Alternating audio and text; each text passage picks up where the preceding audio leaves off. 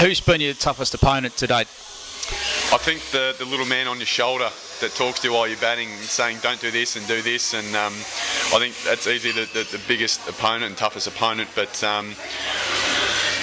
look at Veras. I think WA's bowling lineup this year was outstanding, and especially on their own ground, the Wacker, they were so challenging. There's a lot of your Victorian teammates in the Melbourne Stars lineup in this year's Big Bash League, but there's also some new faces. What did you discover about them? Yeah, obviously a couple of Tassie boys.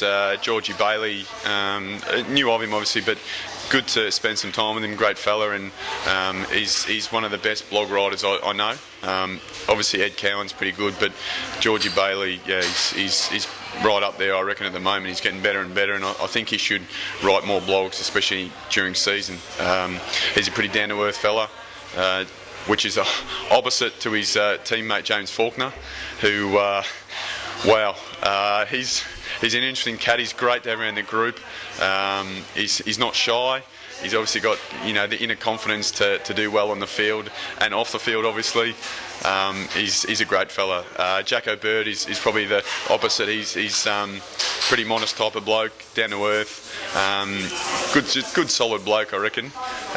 Lukey Wright from England, he was a great fella. He had his wife and newborn baby over with us, and he loves it. He's similar mould to Damien Wright. They're both, haven't got too many bad words to say about people, got a smile on their face, and it doesn't take much for them to laugh. So it was good to, experience the cricket life on and off the field with those blokes. Can you tell everyone a little bit about the Colonel parties? Yeah, I can't remember how it happened. After a Shield game in Melbourne, me, Johnny Holland and Wadey decided to go back to Wadey's house, and I think we'd had a win, so we thought we'd have a couple of beers once we got back there, and we thought on the way home we might as well get some Colonel, reward ourselves, and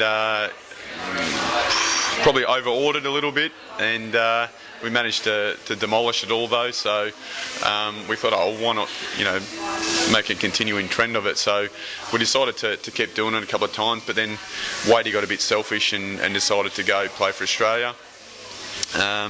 So we had to find a new venue. So me and Dutchy were looking for a new venue, and then James Pattinson had just recently bought a new pad in Paran. So we thought, well, why not? There's a Colonel around the corner from him as well. So after another Shield game, we decided to go back there and devour some more Colonel, and it's more of a reward for the hard work of 4 days, because obviously we're you're so strict in our diet during a game that we thought it's a bit of a reward, and you got to make sure you work off the next day. Bob, are you the hairiest man in Australian cricket? I hope I am, for other blokes' sake. I think Caddo was in the calendar a few years ago, wasn't he? With his chest hair out. Not too sure how many other blokes are as hairy as I am. Because I guess I don't get to see the shirts off too often. There's no one in the Victorian side who's hairier than me.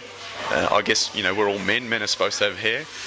A lot of the cricketers nowadays seem to get rid of their hair. So I think I'm the opposite of that mould. Unfortunately, the second I get rid of it, it's growing back already. So I've given up on that.